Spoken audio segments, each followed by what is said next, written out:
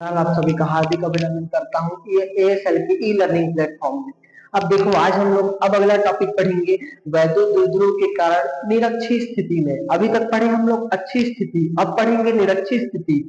निरक्षी का मतलब क्या होता है याद रखना। निरक्षी का मतलब होता है 90 डिग्री। मतलब अब हम लोग निकालेंगे इसके निरक्षी स्थिति में। अभी हम लोग पढ़े थे अच्छी में, अच्छी मतलब ऐसा। निरक्षी मतलब अब हम लोग पढ़ेंगे इस 90 डिग्री के एंगल में पढ़ेंगे, 90 अंश के कोण पे पढ़ेंगे। मतलब ऐसा निकाय जो अपने वास्तविक स्थिति से 90 अंश पे होता है उसको बोलते हैं क्या, निरक्षी स्थिति। ठीक है, अब आगे चलो, ये भी सेम टू सेम लिखेंगे, प्लस क्यू माइनस क्यू, क्योंकि ये निकाय है, वैद्युत द्विध्रुव है, जिसमें प्लस क्यू और माइनस क्यू तो बताना ही पड़ता है। इसके मध्य बिंदु ओ मान लेते हैं, ओ से 90 अंश, एकदम ये सीधा होना चाहिए, बता दे रहा हूं पहले ही, एकदम सीधा होना चाहिए। ये चला जाएगा ऐसे और फिर ये आ जाएगा ऐसे। बोले तो ये ऐसे जाएगा विद्युत क्षेत्र, फिर इधर घूम जाएगा और ये विद्युत क्षेत्र बाहर निकल जाएगा। ठीक है, अच्छा यहां से यहां तक की दूरी L है, यहां से यहां तक की दूरी भी L है, पता ही है तुम लोग को। और जब दोनों की दूरी L L है तो क्या हो जाएगा, इन दोनों को मिलाएंगे तो बन जाएगा 2L। ठीक है, यहां से यहां तक की दूरी मान लेते हैं R। अच्छा, किसी किसी में इसको R ना मान के D भी मान लेते हैं, क्यों, क्योंकि कभी कभी दूरी भी चेंज हो जाता है, D बन जाता है। और यहाँ पर एक बिंदु P है, हम लोग बार बार 30 ले रहे हैं ताकि आसानी होगा। अच्छा, ये था निरक्षी स्थिति। अब क्या करेंगे, इसको सेम टू सेम लिखेंगे। माना ए बी एक वैद्युत द्विध्रुव है जो प्लस क्यू और माइनस क्यू आवेश से मिलके बना है। इसके मध्य, इन दोनों के बीच की अल्प दूरी 12 है। इसके मध्य बिंदु O से R दूरी पर निरक्षी स्थिति में बिंदु P स्थित है। बिंदु P पर विद्युत क्षेत्र की तीव्रता ज्ञात करनी है। ठीक है, यहां तक तो लिख लोगे, ऐसा ही है, थोड़ा सेंटेंस और कुछ भी नहीं है इसमें। चलो इसके बाद अब हम लोग लिखेंगे आगे, सेम टू सेम उसके जैसे बनाएंगे यहां तक, प्लस क्यू आवेश के कारण, आवेश के कारण तीव्रता, तो वहां भी ऐसा ही लिखना पड़ेगा, E बराबर 1/4πε0। यहां पर भी है वही चीज, Q/R² नहीं लिखेंगे यहाँ पर, फिर से हम लोग AP का स्क्वायर लिखेंगे। क्यों AP का स्क्वायर, क्योंकि AP ही इसका दिशा बता रहा है और इसका मान हम लोग को पता ही नहीं है, और इसको ले लेंगे AP का सदिश, समीकरण नंबर 1। ठीक है, अब same to same minus Q आवेश के कारण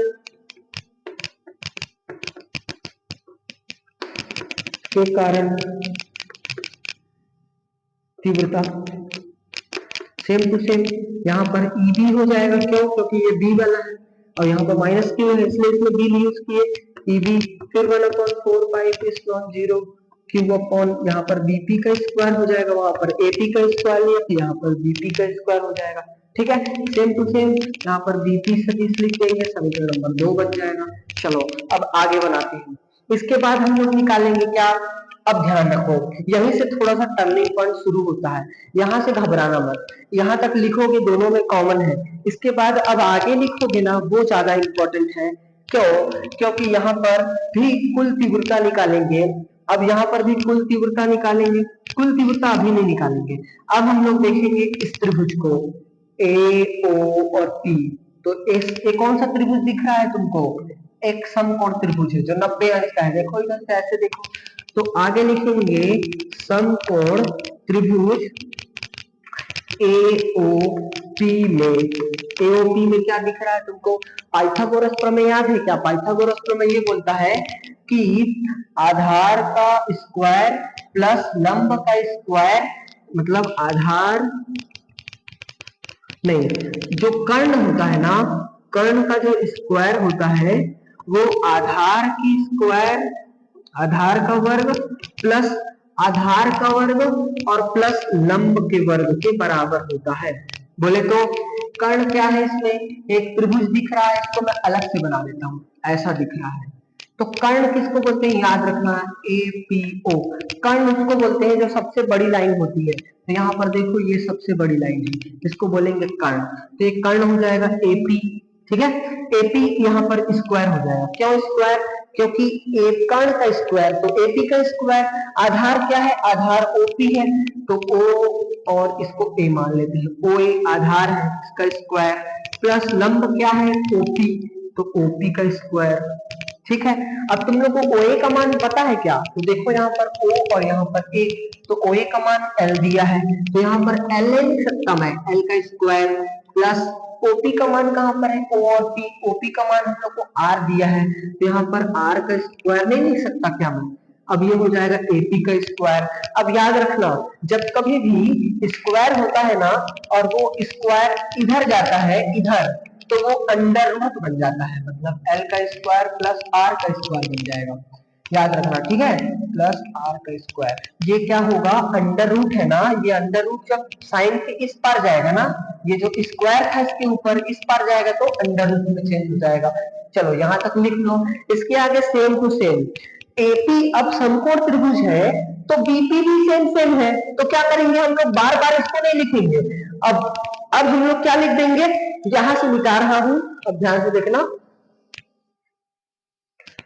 अब सेम टू सेम बीपी बराबर, तो मैं डायरेक्ट लिख देता हूं बीपी बराबर अंडर रूट एल का स्क्वायर प्लस आर का स्क्वायर, कुछ भी नहीं है, दोनों का मतलब एक ही है। ठीक है, अच्छा अब ये बताओ मेरे को, यहाँ पर एपी और बीपी का मान आ गया, तो हम लोग ये कर दे क्या कि एपी और बीपी का मान, अच्छा ये बताओ एपी और बीपी ये दोनों बराबर दिख रहे हैं, तो क्या मैं ऐसे लिख सकता हूँ एपी बराबर बीपी, हो गया दोनों बराबर, मतलब अंडर रूट एल का स्क्वायर प्लस आर का स्क्वायर भी बराबर है अंडर रूट एल का स्क्वायर प्लस आर के स्क्वायर के बराबर।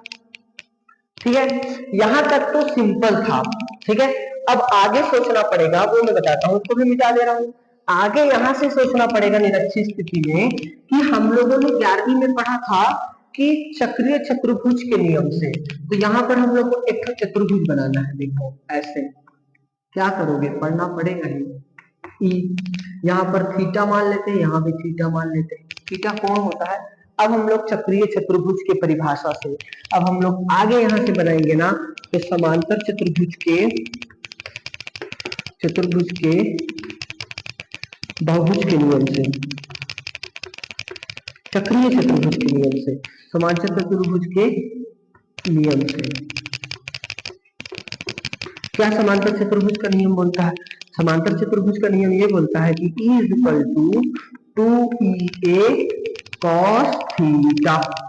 याद रखना इसको, ये सूत्र है, ये तुम लोग को 11वीं में पढ़े होंगे, लेकिन क्या होता है ना पढ़ते पढ़ते भूल जाते हैं। ये सदिश के योग का नियम है ना, तो सदिश के योग के समांतर चतुर्भुज के नियम, तो यहाँ पर लिख लेना सदिश के योग के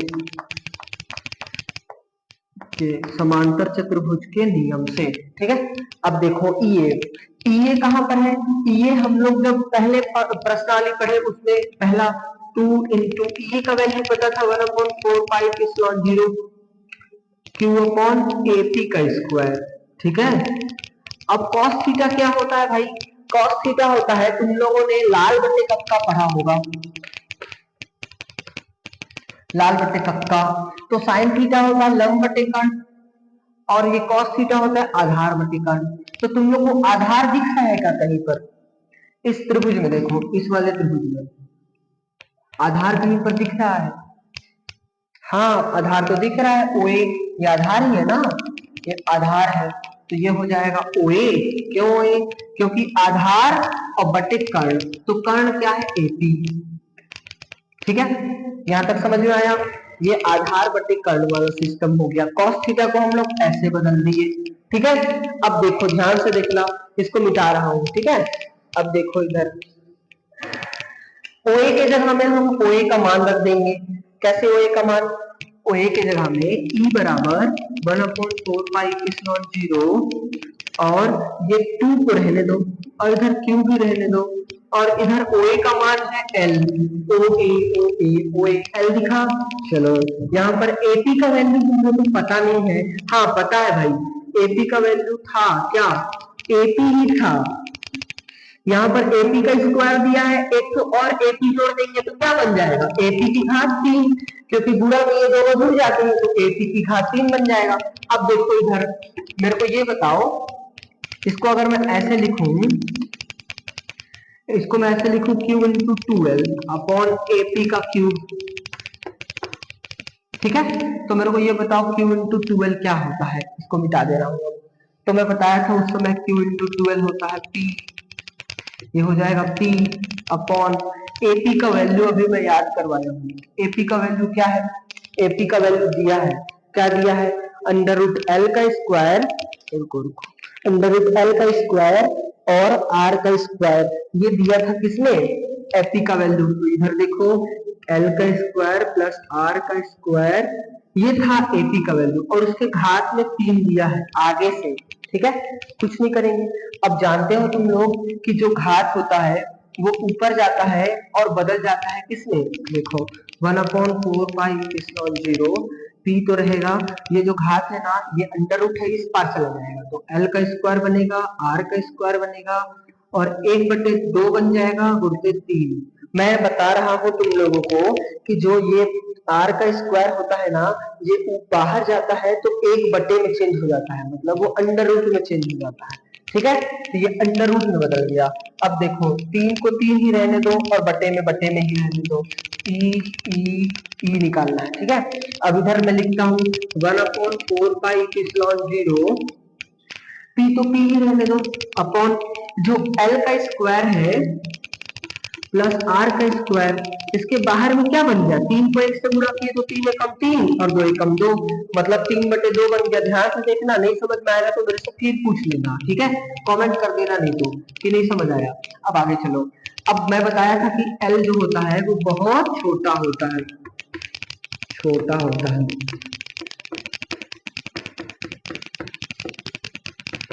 एल जो होता है वो बहुत छोटा होता है, तो इसका मतलब क्या छोटा है, इसका मतलब 1/4 पाई पी, एल को भगा देते हैं हम लोग, आर का स्क्वायर हो जाएगा, ये तो रहेगा और बाहर में 3/2 भी रहेगा, इसको इसको काट देते हैं तो क्या बन जाएगा 1/4 पाई पी अपॉन आर क्यूब बन जाएगा। ये ऊपर का 3 रहेगा और ये इधर का 3 रहेगा। ये हो गया क्या, निरक्षीय स्थिति में विद्युत क्षेत्र की तीव्रता के लिए व्यंजक। अब इतना तुम लोग कर लेना। एक और पढ़ा हुआ गॉस का प्रमेय जो कि बहुत इंपॉर्टेंट है, इसके बाद निरक्षीय स्थिति को थोड़ा सा ध्यान देना पड़ेगा और थोड़ा सा प्रैक्टिस करना पड़ेगा और प्रैक्टिस करने के बाद ही ये बनेगा। तो चलो बस बहुत है आज के लिए, थैंक यू।